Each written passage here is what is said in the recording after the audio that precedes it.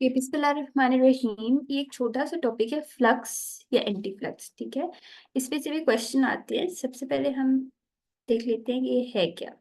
ठीक है, बेसिकली जो आपका फ्लक्स होता है ना, ठीक है, वो डिफरेंट चीजों को आपस में जोड़ने के काम आते हैं।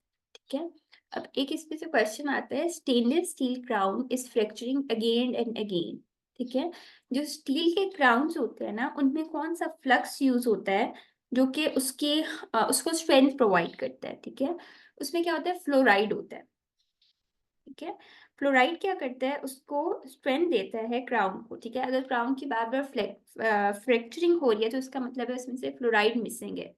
ठीक है, अब डिफरेंट सब्सटेंसेस के लिए डिफरेंट फ्लक्सेस होते हैं। ठीक है, फ्लक्सेस होते क्या हैं कि प्रिवेंट करते हैं, ऑक्साइड्स को नहीं ऊपर बने देते। मतलब एक सब्सटेंस है ना, उसके अंदर फ्लक्स है, फ्लक्स क्या करेगा, उस सब्सटेंस के ऊपर ऑक्साइड्स की लेयर नहीं बनने देगा। ठीक है, जिसकी वजह से उसकी स्ट्रेंथ को बढ़ाएगा। ठीक है, अब आपको डिफरेंट सब्सटेंसेस में पता होना चाहिए कि कौन कौन से फ्लक्स होते हैं। अब जो स्टेनलेस स्टील का क्राउन होता है ना, जो हम पेशेंट को अगर स्टील का क्राउन देते हैं, उसमें कौन सा फ्लक्स होता है, फ्लोराइड। अगर उसमें फ्लोराइड का फ्लक्स ना हो तो उस पे क्या होगा, ऑक्साइड्स की फिल्म बनेगी, जिसकी वजह से वो बार उसकी स्ट्रेंथ कम हो जाएगी, फ्रैक्चरिंग होगी बार बार। ठीक है, ठीक है, और जो क्रोमियम एंड गोल्ड के एलॉयज होते हैं, उनके क्राउन्स होते हैं क्रोमियम या गोल्ड के, उनमें क्या होता है, कौन सा फ्लक्स होता है, बोरिक एसिड। ठीक है, स्टेनलेस स्टील के क्राउन्स में फ्लोराइड है फ्लक्स, और क्रोमियम और गोल्ड के क्राउन्स में बोरिक एसिड है फ्लक्स। ठीक है, flux for soldering base metal alloys. ठीक है, जो बेस मेटल एलॉयज हैं उनकी सोल्डरिंग या उनको जोड़ने के लिए जो फ्लक्सेस यूज होते हैं वो क्या है, sodium perborate, boric acid and silica.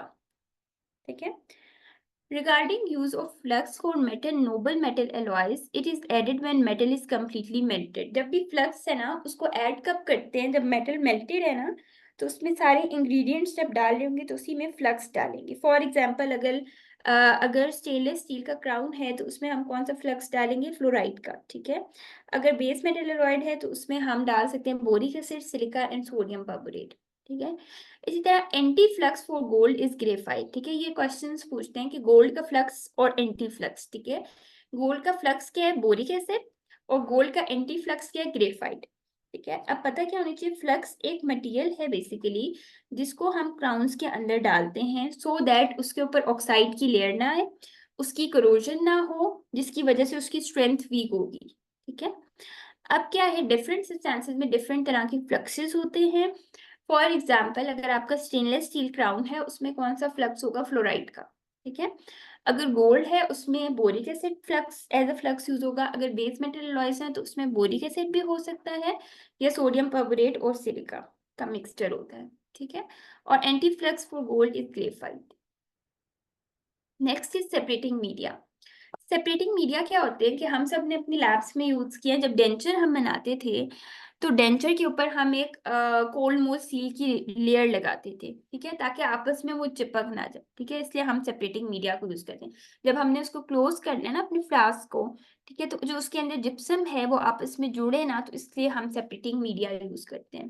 ठीक है, अब इसकी डेफिनेशन देख लेते हैं क्या है, material applied to the cast to facilitate separation from the resin denture based material after curing, and to protect the resin from the moisture in the monomer from soaking into the investing plaster। Basically आपके क्या होता है, ये जो आपका है separating media, ये क्या होता है, ये ऐसा मटेरियल है जो कि हम अप्लाइड करते हैं रेजिन के ऊपर जब डेंचर बना रहे होते हैं। ठीक है, और ये क्यों अप्लाई करते हैं कि जो आपका वो है जिप्सम है, ठीक है, वो आपस में जुड़े ना। ठीक है, और उसके अलावा जब हम उसको पानी में डालते हैं ना हीट करने के लिए अपने फ्लास्क को, तो उसके अंदर कोई लेयर ना चली जाए मोनोमर की। मोनोमर क्या है, आपका एक्रिलिक का जो मोनोमर होता है। ठीक है, इसके फंक्शंस क्या क्या है, prevent water of investing plaster from affecting polymerization. क्या होता है कि वाटर के अंदर डाल के हम वाटर बाथ में उसको हीट करते हैं ना अपने क्योरिंग के लिए डेंचर को, तो वो जो वाटर है वो अंदर ना जाए और पॉलीमराइजेशन को अफेक्ट ना करे। prevent the plaster of one half of the flask from adhering to the plaster of other half। ठीक है, दोनों साइड के प्लास्टर आपस में जुड़े ना, इसलिए हम सेपरेटिंग मीडिया यूज करते हैं। ठीक है। ये आपका सेपरेटिंग मीडिया होता है जो हम डेंचर डेंचर के केस में यूज करते हैं। कोल्ड मोल्ड सील होती है, सबने देखी होगी। ठीक है, ये आपका डेंचर जब हम बना रहे होते हैं तो पूरे डेंचर टीथ पे, एक्रिलिक पे और जिप्सम पे हम लगाते हैं, सो डेट ये जो जिप्सम है ये आपस में अटैच ना हो और वो जो मोनोमर की पोलिमराइजेशन हो रही है वो अफेक्ट ना हो बाय वाटर। ठीक है, ओके नेक्स्ट है। अब इसके कुछ पॉइंट्स हैं जो कि इस टॉपिक में से आते हैं। If impression is taken with impression plaster to make positive replica, separating media would be soap solution. अगर impression है ना, हमने impression plaster से ली है, ठीक है। impression plaster क्या है? impression material है, ठीक है, जिससे हमने impression लिया है। तो अगर उसको हमने replicate करना है, ठीक है, तो उसके लिए हम कौन सा separating media यूज करते हैं? soap solution। ठीक है। Cotton fibres can not be use as a separating media, ये हम पहले भी पढ़ चुके हैं कि कॉटन फाइबर्स कभी भी आपका सेपरेटिंग मीडिया यूज नहीं हो सकता। क्यों? क्योंकि कॉटन फाइबर्स तो उससे चिपक जाएंगे जिप्सम से, इसलिए कॉटन फाइबर्स को ऐसे सेपरेटिंग मीडिया नहीं यूज करते। Most common separating media for curing denture is water soluble alginate. ये जो कोल्ड मोल्ड सील है ना, इसकी कॉम्पोजिशन ये होती है कि इसमें सोडियम एल्जिनेट या कैल्शियम एल्जिनेट्स होते हैं। ठीक है, तो ये आपकी as separating media for curing dentures use होते हैं। ठीक है, तो इसमें से याद क्या क्या करना है कि कॉटन फाइबर्स आपके नहीं यूज होते। अगर इम्प्रेशन प्लास्टर वाला एमसीक्यू आए तो उसमें आपने करना है कि सोप सोल्यूशन यूज होगा। अगर डेंचर का पूछें तो उसमें पता होना चाहिए कि वाटर सॉल्युबल एल्जिनेट्स यूज होते हैं। Then is sprue. स्प्रू क्या होता है कि हमने उस दिन पढ़ा था कि आपका इस तरह की एक वो होती है, मतलब इस तरह से हम बनाते हैं जब भी हमने वो बनाना हो, अपना क्राउन बनाना हो। ठीक है, तो इसमें क्या होता है, हम क्राउन का सबसे पहले वैक्स पैटर्न बना के इसमें रखते हैं। ठीक है, साइड पे कास्टिंग रिंग होती है जो इन्वेस्टमेंट वाले टॉपिक में हमने देखा था। फिर अंदर की साइड पे आपकी इन्वेस्टमेंट मटेरियल्स होते हैं इस जगह पे सारे भरे हुए। अब ये जो क्राउन है, जो वैक्स पैटर्न है, इसको जिससे लगाया हुआ है ना, इसको कहते हैं, ये जो लंबी सी एक लाइन सी होती है, रॉड होती है, इसको कहते हैं स्प्रू। ठीक है, तो इसकी डेफिनेशन यहाँ से देख लेते हैं। वैक्स रॉड या wires normally with round cross section of 1 to 4 mm in diameter attach to wax patterns of the dental restoration. ये जो वैक्स पैटर्न है इसके साथ अटैच करते हैं स्प्रू को, और ये स्प्रू जो है ये एक रॉड या वायर की तरह होती है। ये प्लास्टिक से भी बन सकती है, मेटल से भी बन सकती है और रबर से भी बन सकती है। Sprue can be fabricated from wax, even wax से भी बन सकती है, स्टेनलेस स्टील की भी हो सकती है, प्लास्टिक की भी हो सकती है, रेजिन की भी हो सकती है। ठीक है, डिफरेंट मटेरियल से ये स्प्रू आपका बन सकता है।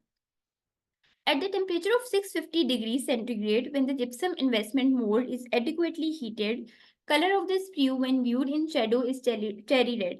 बेसिकली क्या होता है, जब हम इसको हीट करते हैं ना इस इन्वेस्टमेंट को, ठीक है, तो जब हम इसको एट 650 डिग्रीज पे हीट करते हैं तो ये जो स्प्रू है ये अपना कलर चेंज करता है। उस टाइम पे इसका कलर क्या होता है? Cherry red. ये एमसीक्यू आता होता है कि आपका स्प्रू का कलर एट 650 डिग्री पे क्या होगा? Cherry red. The casting ring, the mold is placed in casting ring. The mold is placed in furnace with sprue hole down. ठीक है, हमेशा जब भी हम ये इस तरह से प्लेस करेंगे ना फर्नेस के अंदर, ठीक है, तो ये जो स्प्रू है ये हमेशा नीचे की तरफ से होगा। और इसका फंक्शन क्या होता है स्प्रू का? ये जो ऊपर वैक्स का पैटर्न बना है ना, जब हम इसको हीट करते हैं तो ये वैक्स यहाँ से मेल्ट हो जाती है, तो मेल्ट होके वो वैक्स नीचे जाती है with the help of sprue. ठीक है, An increase in sprue length would have increased localized shrinkage porosity of the casting. जितनी ज्यादा लेंथ होगी उतनी ही ज्यादा आपकी इंक्रीज्ड होगी localized shrinkage porosity. ठीक है, नेक्स्ट है sprue former should be attach to the wax pattern at the point of greatest bulk. ये एमसीक्यू भी आता है कि स्प्रू को अटैच किस जगह पे करना चाहिए। हमेशा उस जगह पे हम अटैच करते हैं जहाँ पे क्राउन का बल्क मैक्सिमम है। ठीक है, जो भी उसका जो सा कस्प का बल्क उसका मैक्सिमम है, उस कस्प के साथ हम स्प्रू को अटैच करते हैं। Length of the sprue farmer depends on the length of the casting ring. ठीक है, जितनी कास्टिंग की रिंग की लेंथ है ना, इस पे डिपेंड करती है स्प्रू फॉर्मर। ठीक है, इससे हम थोड़ा सा छोटी लेंथ रखते हैं स्प्रू की। अच्छा, जो आज का मेन टॉपिक है हमारा वो है कॉम्पोजिट। ठीक है, जैसे हमने अमलगम पढ़ा था उसी तरह कॉम्पोजिट भी एक फिलिंग मटेरियल है ठीक है, जिसकी हमने डीएम में इसकी कॉम्पोजिशन बेसिकली हमें देखनी है। अब जो कॉम्पोजिट होते हैं ना, वो भी हमारा डिफरेंट फॉर्म्स का होता है। जैसे हमने अमलगम कहा था ना, उसमें डिफरेंट इसकी कॉम्पोजिशन होती है। ठीक है, इसी तरह अमलगम की तो जस्ट दो फॉर्म्स होती हैं, ठीक है, एक होमोजेनस और एक लैथ कर। अब जो कॉम्पोजिट है, इसको हम डिफरेंट बेसिस पे क्लासिफाई कर सकते हैं। ठीक है, on the basis of fillers हम इसको क्लासिफाई कर सकते हैं। कॉम्पोजिट की अगर हम कॉम्पोजिशन देखें ना, तो इसमें तीन चीजें होती हैं।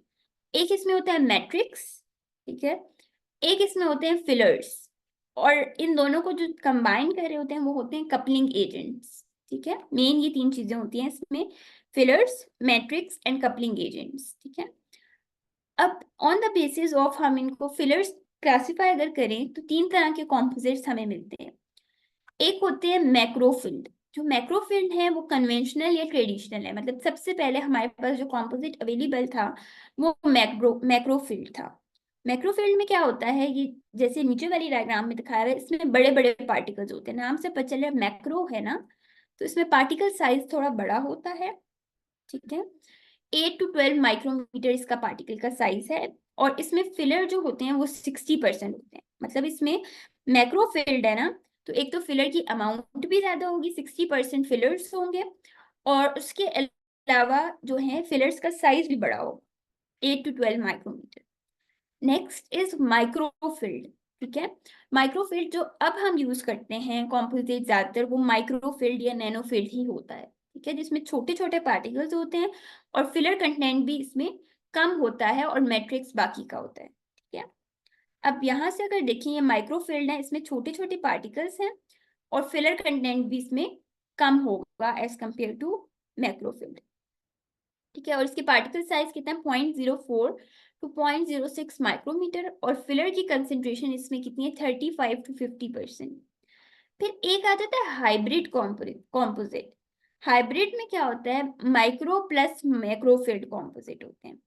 ठीक है, उसमें दोनों तरह की शेप्स अवेलेबल होती हैं, और इसमें पार्टिकल्स का साइज क्या होता है, 0.6 to 1 micrometer.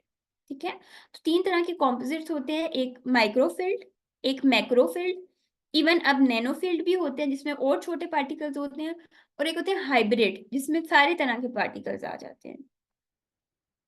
Based on the curing method, अब क्योरिंग पे भी हम कॉम्पोजिट को दो टाइप्स में डिवाइड कर सकते हैं। एक है जी लाइट क्योर, जो कि हम अपनी अक्सर क्लिनिक्स में यूज करते हैं, जो कि यूवी लाइट से हम क्योर करते हैं। ठीक है, इसका जो मेन इंग्रेडिएंट होता है ना क्योरिंग के लिए, इसमें होता है कैम्फर क्यूनोन। ठीक है, वो यूवी लाइट से क्योर हो जाता है। अब लाइट क्योर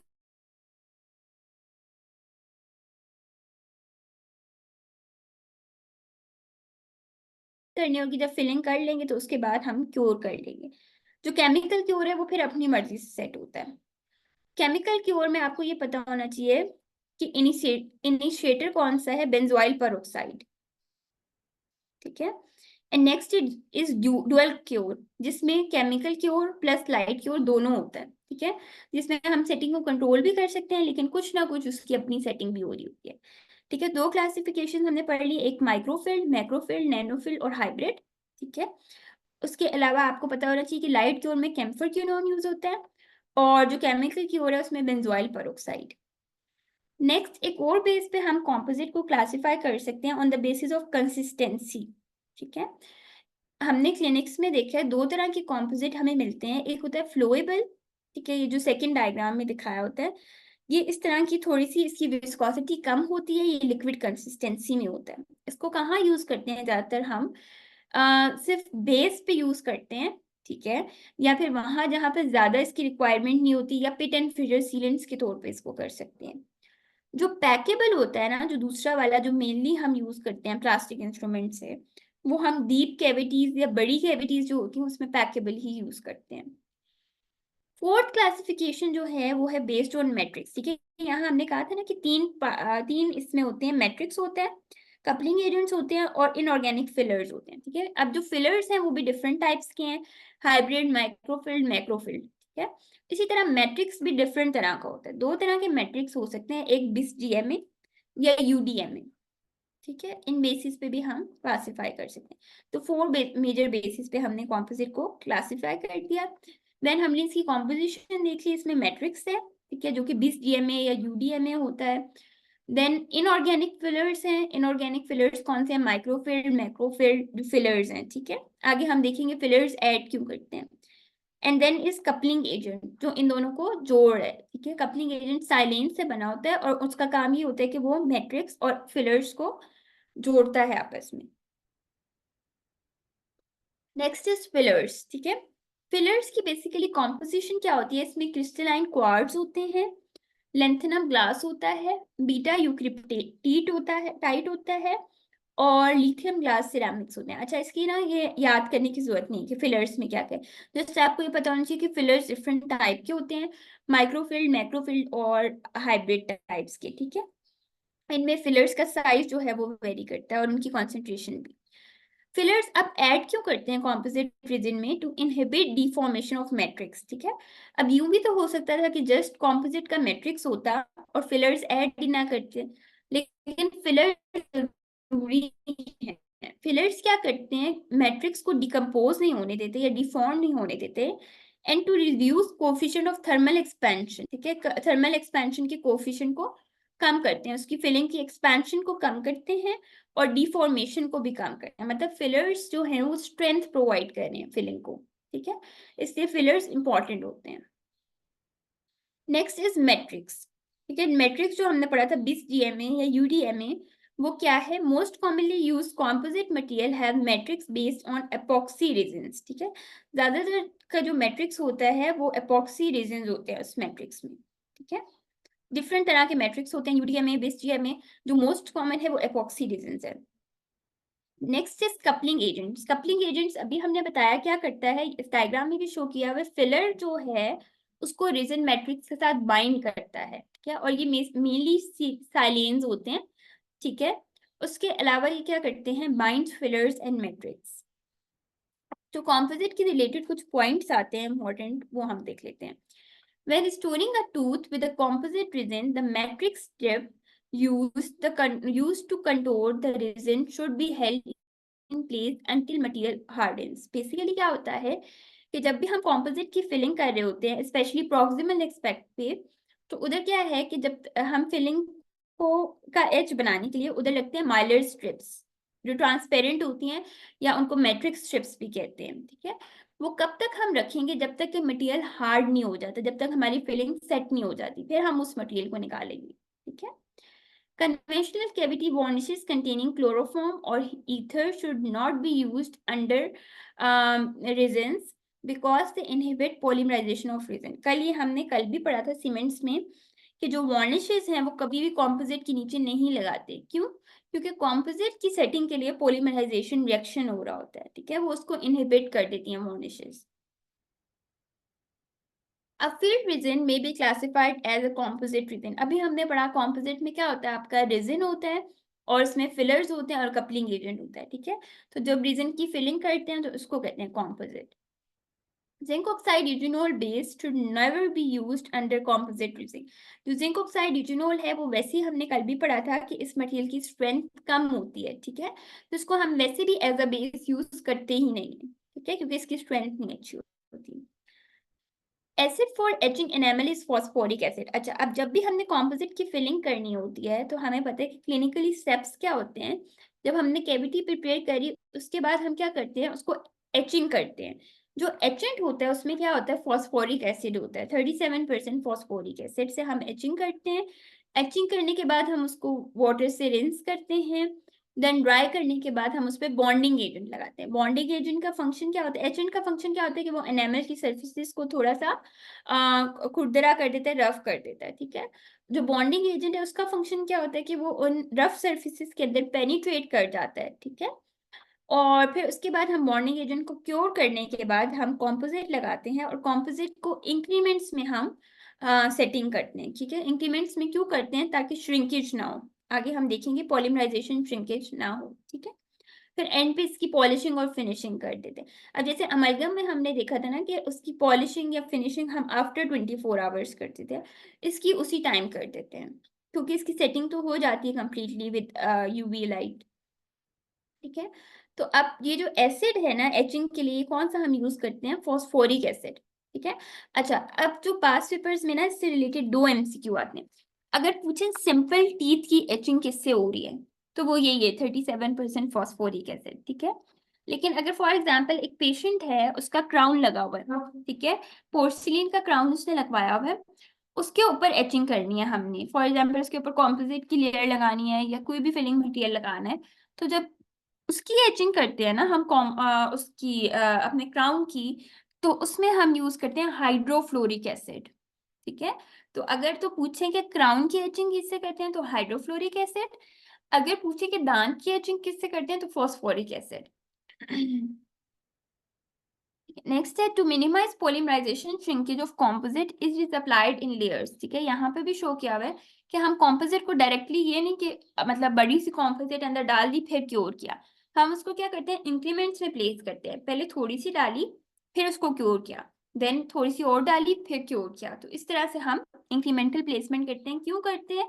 क्योंकि पॉलीमराइजेशन श्रिंकेज ना हो, ठीक है, वरना कॉम्पोजिट की जो फिलिंग है वो श्रिंक कर जाती है with the passage of time, जब उसकी पॉलीमराइजेशन होती है, जब उसकी सेटिंग होती है, तो वो श्रिंक कर जाती है, जिसकी वजह से जो मार्जिन्स हैं वो उससे डिटैच हो जाएगी, ठीक है। तो श्रिंकेज को अवॉइड कर सकते हैं हम by doing incremental technique. Next है light curing composite shrinks toward light, ठीक है। अब ये जो कॉम्पोजिट है ये किस तरफ श्रिंक करती है, लाइट सोर्स की तरफ, यानी बाहर की तरफ वो श्रिंक करती है, जिसकी वजह से वो कैविटी की वॉल से सेपरेट होने लग जाती है, ठीक है।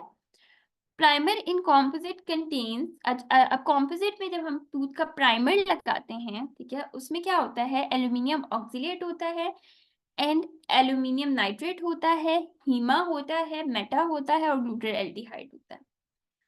Next is restorative resins. Currently most popular are microfilled composite resin. ठीक है, जो हमने टाइप्स पढ़ी है ना composite की, नैनोफिल्ड, माइक्रोफिल्ड, मैक्रोफिल्ड और हाइब्रिड, उनमें से सबसे ज्यादा जो कॉमनली हम यूज करते हैं वो है माइक्रोफिल्ड, जो हमारे क्लिनिक्स में भी है, क्योंकि नैनोफिल्ड जो है वो एक नई टेक्नोलॉजी है, वो अभी इतना यूज नहीं हो रही, कुछ जगहों पे, कुछ बहुत अच्छी जगहों पे यूज हो रही होगी, बट हम जो अभी तक ज्यादा प्रेफर कर रहे हैं, मोस्ट पॉपुलर भी जो है वो माइक्रोफिल्ड है। Compare to unfilled direct filling resin cured by benzoyl peroxide, ठीक है, हमने देखा था एक आपकी केमिकल क्योर्ड होती है कॉम्पोजिट की फिलिंग्स जो कि बेंजोइल पेरोक्साइड से क्योर होती हैं, ठीक है। दोस क्योर्ड बाय सल्फिनेट सिस्टम, यानी जो लाइट क्योर होती हैं, उनमें क्या होता है कि कलर स्टेबिलिटी भी बेटर होती है और less sensitive to inhibition by oxygen, ठीक है, कलर स्टेबिलिटी अच्छी होती है। जो हम फिल करते हैं ना, जो कि आपकी केमिकल क्योर कॉम्पोजिट है बेंजोइल पेरोक्साइड वाली, वो क्या करती है, टर्शरी अमाइन आती है, जिसकी वजह से उसका कलर चेंज हो जाता है with the passage of time, ठीक है। पेशेंट बाद में कंप्लेन के साथ आता है कि मैंने फिलिंग करवाई थी, अब इसका कलर येलो येलो हो गया, ठीक है। तो जो कलर चेंज करती है वो आपकी बेंजोइल पेरोक्साइड वाली फिलिंग है, ठीक है। Acid etching procedures with resin system do not help in preventing thermal exchange, ठीक है। Next is the greatest potential for marginal leakage related to temperature change occurs in unfilled resins. जो unfilled resins हैं, unfilled कौन से हैं, जिनमें fillers नहीं डाले हुए, ठीक है, उनमें क्या होगा, मार्जिनल लीकेज बहुत ज्यादा होगी। हमने कहा कि फिलर्स जब ऐड करते हैं तो वो क्या करता है, फिलर उसको स्ट्रेंथ प्रोवाइड करता है, ठीक है, और उसकी मार्जिनल लीकेज भी कम करता है। अगर फिलर्स नहीं होंगे तो मार्जिनल लीकेज ज्यादा हो जाएगी। Primarily undesirable characteristic of pit and fissure sealants is low viscosity. अच्छा, पिट एंड फिशर सीलेंट्स क्या होते हैं बेसिकली, कि जब हमारी पिट एंड फिशर कीरीज लगती है ना मोलर्स पे, तो उसमें हम क्या करते हैं कि उनको थोड़ा सा ग्राइंड करके उस जगह को, और उसमें पिट एंड फिशर सीलेंट्स लगा देते हैं ताकि वो जगह सील हो जाए, ठीक है, वो जगह जो कि प्रोन टू केरीज है वो सील हो जाए और उस पर कोई